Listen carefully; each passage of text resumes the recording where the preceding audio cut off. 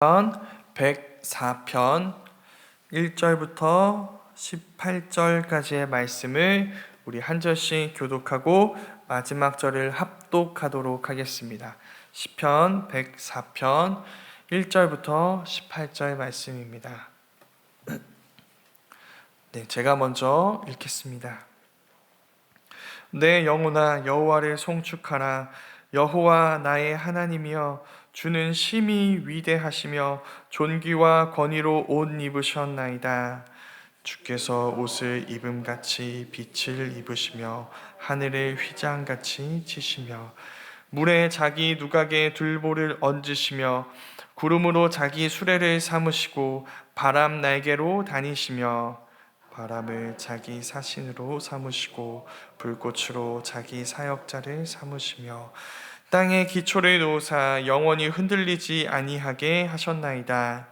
옷으로 덮음같이 주께서 땅을 깊은 바다로 덮으심에 물이 산들 위로 솟아올랐으나 주께서 꾸짖으시니 물은 도망하며 주의 우레소리로 말미암아 빨리 가며 주께서 그들을 위하여 정하여 주신 곳으로 흘러갔고 산은 오르고 골짜기는 내려갔나이다. 주께서 물의 경계를 정하여 넘치지 못하게 하시며 다시 돌아와 땅을 덮지 못하게 하셨나이다. 여호와께서 샘을 골짜기에서 솟아나게 하시고 산 사이에 흐르게 하사 각종 들짐승에게 마시게 하시니 들나귀들도 해갈하며 공중의 새들도 그 가에서 깃들이며 나뭇가지 사이에서 지저귀는도다. 그가 그의 누각에서부터 산에 물을 부어주시니 주께서 하시는 일에 결실이 땅을 만족시켜 주는도다. 그가 가축을 위한 풀과 사람을 위한 채소를 자라게 하시며 땅에서 먹을 것을 나게 하시며 사람의 마음을 기쁘게 하는 포도주와 사람의 얼굴을 윤택하게 하는 기름과 사람의 마음을 힘있게 하는 양식을 주셨도다. 여호와의 나무에는 물을 흡족하며 곧 그가 심으신 레바논 백향목들이로다. 새들이 그 속에 깃들이며 학은 잣나무로 집을 삼는도다. 높은 산들은 사냥을 위하며 바위는 너구리의 피난처로다. 아멘. 분명 우리와 같은 곳에서 같은 것을 보았지만 우리가 보지 못한 것을 보고 전혀 다른 것을 느끼고 그래서 전혀 다르게 삶을 대하는 사람들을 우리는 보통 시인이라고 부릅니다. 시를 좀 읽어보신 분들은 좀 느껴보셨을 텐데요. 우리에게 없는 이런 시선이 그들에게 있다는 것을 느껴보신 적이 있으실 것입니다. 그래서 시를 읽을 때면 우리가 보았지만 보지 못했던 세상에 대해서 알게 되는 것이죠. 이런 느낌을 느껴본 적이 없으신 분들이 계실 것 같아서 제가 잠깐 예시 하나를 좀 들려드리려고 합니다. 장석주 시인의 대추 하나이라는 시인입니다. 그러니까 대추 하나를 보면서 하는 이야기들을 이렇게 시의 형식으로 정리한 것이죠. 대추 하나를 보고 이렇게 시인은 말합니다. 저게 저절로 붉어질 리는 없다. 저 안에 태풍 몇 개, 저 안에 천둥 몇 개, 저 안에 벼락 몇 개.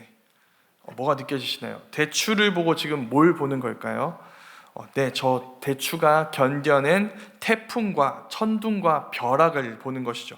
이게 시인의 시선입니다.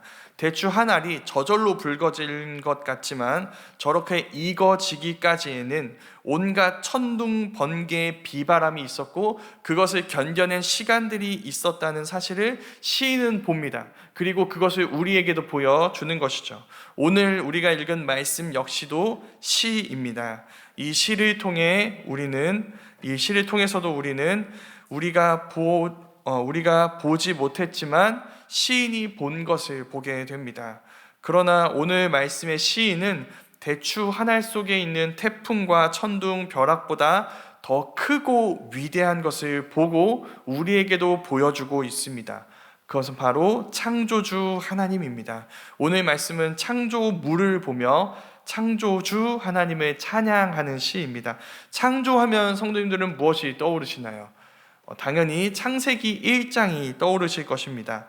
오늘 시편 역시도 그 창세기 1장의 구조와 같은 구조로 되어 있습니다. 창조의 순서대로 2에서 4절 말씀은 첫째 날 뭘 만드셨죠? 네, 창조된 첫째 날 하나님이 창조하신 빛에 대해서 이야기하고 있습니다. 5절에서 9절 말씀은 둘째 날 창조된 물과 궁창. 물과 궁창하면 궁창은 좀 어려운 말로 느껴지죠. 물은 아래에 있는 물을 의미하고요. 궁창은 위에 있는 물을 의미합니다. 원래 이제 땅을 가득 물이 채우고 있었는데 이 물이 이제 위에 있는 물과 아래에 있는 물로 이렇게 나눠지거든요. 그게 둘째 날 이루어집니다. 10절에서 18절 말씀은 셋째 날입니다. 셋째 날 만드신 땅과 채소에 대해서 이야기를 하고 있는 것이죠.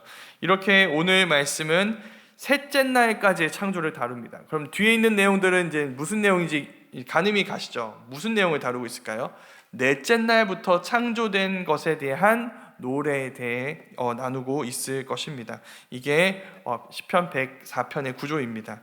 이렇게 창세기 1장이 말한 동일한 창조 기사를 노래하는 것 같지만 오늘 말씀이 창세기 1장과 다른 것은 바로 관점입니다. 창세기 1장은 하나님의 관점에서 창조 기사에 대해서 이야기했습니다. 그러나 오늘 우리가 읽은 이 시편 104편은 사람의 눈으로 보이는 창조 세계를 이야기해주고 있습니다. 같은 것을 바라보고 있는데 하나님의 관점이 아니라 사람의 관점에서 보고 노래하는 것이죠. 더불어서 장르가 시이기 때문에 시는 많은 은유적인 표현을 사용합니다. 시에서나 가능한 표현이죠. 예를 들면 이제 각종 자연 현상들이 마치 살아 움직이는, 생명이 있어서 움직이는 그런 움직임과 같은 것으로 이렇게 표현하고 있는 것이죠. 시이기 때문입니다. 예를 들면 이런 부분입니다. 주님은 빛으로 옷을 걸치시는 분, 옷이 빛이에요.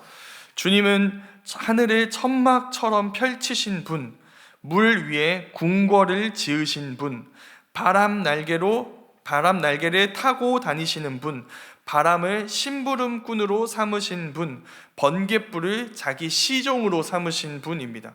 그러니까 첫째 날을 사람의 시선으로 바라보고 노래하는 내용은 천상, 그러니까 하늘 위에 있는 여러 강한 힘들을 자기 종처럼 부리시는 하나님에 대해서 노래하고 있습니다. 무슨 의미일까요? 하나님은 이 땅만이 아니라 이 하늘 위에 있는 세상 역시도 다스리시는, 그 강한 힘들을 다스리시는 왕이라는 것을 표현하고 있는 것입니다. 5절부터 시작되는 이제 두 번째 날과 관련된 내용을 잠깐 살펴보면 이제 시선은 땅을 향하게 됩니다. 하나님은 창조 둘째 날 물과 물을 나누시고 또 셋째 날 보면 알 수 있지만 땅과 바다를 나누셨습니다. 그때 땅은 깊은 물 가운데 있었고 혼돈과 공허로, 맨 처음에 세상은 땅은 깊은 물 가운데 있었습니다. 물 가운데 있었고 그 물 안은 그래서 이제 땅은 혼돈과 공허밖에 없었습니다. 그냥 물이 덮고 있고 혼란스러운 것이죠. 거기로부터 이제 땅이 솟아옵니다. 그래서 바다와 땅이 나눠지는 모습을 시인은 하나님이 물을 꾸짖으시는 모습으로 표현합니다. 물이 생명이 있어요. 그래서 꾸짖으시니까 물이 도망을 가고 있습니다. 땅으로부터 도망가서 이제 땅과 바다가 이렇게 나눠지는 장면을 이렇게 이야기하고 있는 것이죠. 그래서 하나님이 이렇게 물을 혼내시는데 이렇게 혼내시는 이 소리를 우레소리와 같다고 표현을 합니다. 그래서 주님의 소리에 이 우레소리와 같은 꾸짖으시는 소리에 물이 도망가고 주님이 정하신 자리에 머물게 되고 거기에서 이제 그 경계를 넘어오지 못하게 되는 이런 질서가 생기는 일들이 일어나게 되는 것이죠.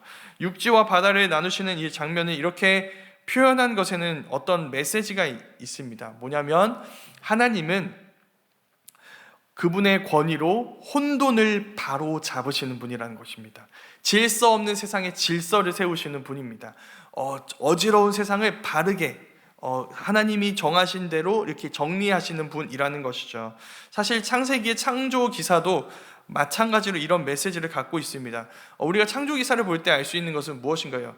6일이 걸리는데요. 하나님은 처음부터 짠 하고 완성된 세상을 딱 만드신 것이 아니라 맨 처음에 방금 이야기한 것처럼 온통 깊은 물로 가득 차 있는 세상을 만드시고 이제 6일 동안 그것을 정리해 가시는 과정으로 창조를 진행하십니다.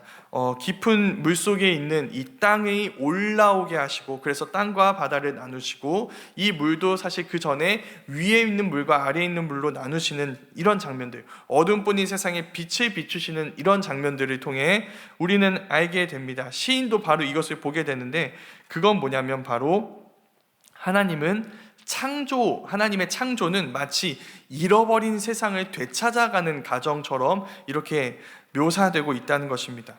그래서 그 하나님의 창조를 우리는 보기 때문에 우리가 갖게 되는 믿음이 있습니다. 그건 바로 이런 창조주 하나님이시라면, 만약에 이런 우리의 세상이, 우리가 살고 있는 이 세상이 혼돈과 공허로 가득 차게 되더라도, 온통 어지러운 세상이 된다 할지라도 바로 잡아 가실 거라는 믿음입니다. 이런 창조주 하나님을 믿는다는 것은 창조 기사의 내용과 같이 혼돈과 공허, 흑암 속에 있는 이 세상도 하나님이 회복해 가실 거라는 사실을 믿는다는 것입니다. 이런 믿음을 가진 사람의 삶은 그가 지금 목격하는 혼돈과 공허를 영원한 것으로 여기지 않을 것입니다. 왜냐하면 창조주 하나님을 믿기 때문이죠. 그때 이 혼돈과 공허를 바로 잡으신 하나님을 믿기 때문에 우리가 사는 이 세상이 혼돈하고 어지럽고 죄악으로 질서가 무너진 이런 세상이라 할지라도 그게 영원하지 않을 거라는 것을 그는 믿습니다. 그래서 그것이 영원한 것처럼 거기에 합류되어 그거와 하나가 되어서, 그것의 일부가 되어서 이 세상의 악에 자기도 그냥 맡기고, 자기 자신을 맡기고 살아가는 것이 아니라 그것을 회복할 하나님을 믿고 그 회복할 세상의 사람으로 살아가게 되는 것이죠. 오늘 말씀이 흐름이 그와 같습니다. 우리 방금 나눴습니다. 천상 위에 있는 세상을 다스리시는 하나님은 그 하늘의 권능을 이 땅에 임하게 하셔서 이 땅 역시도 뜻이 하늘에서 이루어진 것처럼 이 땅에서도 이루어지게 하시는 분이라는 것을 시인은 그 창조 기사를 통해서 우리에게 보여주는 것이죠. 그렇게 하나님이 이 땅을 다스리시게 되면 어떤 일이 일어나게 될까요? 그때 세상은 어떻게 될까요? 그게 8절 말씀에서 이렇게 나오게 됩니다. 앞에서 하나님은 땅을 가득 덮고 있었던 이 물을 바로 잡으셨습니다. 그러자 이 물이 하나님이 정하여 주신 자리에서 흐르게 되고, 그때 이제 산골짜기마다 샘물이 솟아나오게 됩니다. 온 세상에 있는 이 들짐승들과 목마른 들나귀들과 이런 야생 짐승들이 해가람을 얻게 되죠. 이렇게 하나님은 들나귀들조차, 들짐승들조차 먹이시는 분입니다. 인간의 손이 닿지 않는 곳이죠. 그곳에도 하나님이 계시고, 하나님은 인간이 제어할 수 없는 이 야생 동물들까지도 돌보시는 분이라는 것을 보여줍니다. 양식을 위해 야생 동물들은 어떠한 수고도 하지 않습니다. 그런데 그 야생동물들은 생존하고 있죠. 그것이 무엇을 보여줄까요? 그 짐승들을 돌보시는 하나님을 보여주는 것입니다. 사람들의 양식도 마찬가지입니다. 우리가 경작하고 우리가 수고해서 먹고 살 수 있는 것 같지만 그들 역시도 하나님이 주신 것에 의지해서 살아갑니다. 바로 여기에 오늘 말씀의 메시지가 있습니다. 사실 오늘 말씀처럼 이 창조 세계를 보고 하나님을 찬양하는 이런 시편들은 사실 솔직하게 말해서 우리 마음속에 그렇게 다가오지 않습니다. 높은 산에, 성도님 한번 들어보십시오. 높은 산에 산 양이 살고 있습니다. 바위 틈에 너구리들이 숨어 있어요. 은혜가 되시나요? 네, 이게 오늘 말씀이거든요. 은혜가 되시나요? 네, 그래서 이거 너무 당연한 일인데 이렇게 별로 은혜가 되지 않는데, 이렇기 때문에, 우리 마음이 이렇기 때문에 우리에게는 시인의 눈이 필요합니다. 사냥을 위해 하나님은 높은 산을 지으셨어요. 바위 틈에 너구리를 숨기시는 분이 하나님이세요. 그렇다면 하나님은 나를 위해서는 무엇을 지으실까요? 나를 위험으로부터 숨기시기 위해 무슨 일을 행하실까요? 우리는 여기에 대한 하나님의 답변을 알고 있습니다. 사냥을 위해 높은 산을 지으신 하나님은 나를 위해 이 세상을 만드셨습니다. 우리에게 닥친 위험으로부터 우리를 숨기시기 위해, 방금 본 것처럼 이 너구리를 숨기시기 위해 그렇게 바위를 만드셨던 하나님은 우리에게 닥친 위험으로부터 우리를 숨기시기 위해 자기 아들을 보내셨어요. 그 아들 안에서 하나님은 우리를 새롭게 창조하셨습니다. 그런 우리, 이렇게 새롭게 창조된 우리가 새롭게 살게 돼 새롭게 창조된 세상, 새 하늘과 새 땅을 하나님은 준비하고 계십니다.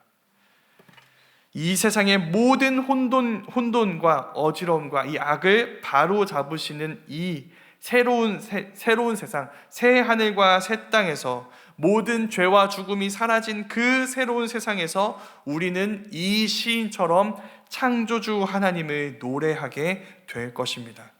그리고 그 모든 것을 이루시기 위하여 자기의 죽음과 부활을 통해 그 모든 것을 이루신, 그 모든 새로운 창조를 이루신 하나님의 아들을 노래하게 될 거예요. 그 찬양을 우리가 지금 여기에서부터 불렀으면 좋겠습니다. 우리 모두가 자연 세상을 보며 하나님을 발견하고 하나님이 앞으로 하실 일들을 발견하여 그리고 그 일들을 위해 이미 우리 가운데 시작하신 일들을 노래하는 그 시인의 눈을 우리가 가졌으면 좋겠습니다. 그래서 다른 사람들과 똑같은 곳에서 똑같은 것을 보는 것 같지만 우리는 다른 것을 보고 그 가운데서도 하나님의 일하심을 보며 함께 주님을 노래할 수 있었으면 좋겠습니다. 그래서 그 주님께 순종하는 삶을 살아갈 수 있었으면 좋겠습니다. 우리가 기억했으면 좋겠습니다. 주님이 바로 잡으실 것입니다. 주님이 새롭게 창조하실 것입니다. 주님이 이미 그 일을 우리 안에 시작하셨습니다. 그렇게 우리 안에서 일하시는 창조주 하나님을 노래하며 우리 삶의 모든 죄들을 바로 잡으시는 그 주님의 손과 발이 되어 우리 모두가 혼돈과 어지러움, 그 흑암이 아니라 빛 가운데 계신 주님께 나아와 그리고 그 주님이 새롭게 창조하시는 그 세상의 백성이 되어 주님의 말씀을 따라 살아가며 주님을 노래하는 오늘을 살아가는, 그리고 그렇게 오늘 우리의 삶 역시도 주님의 작품으로 빚어가시는 주님과 동행하는, 그래서 주님이 보시기에 아름다워져 가는 우리 모두가 될 수 있기를 간절히 소망합니다.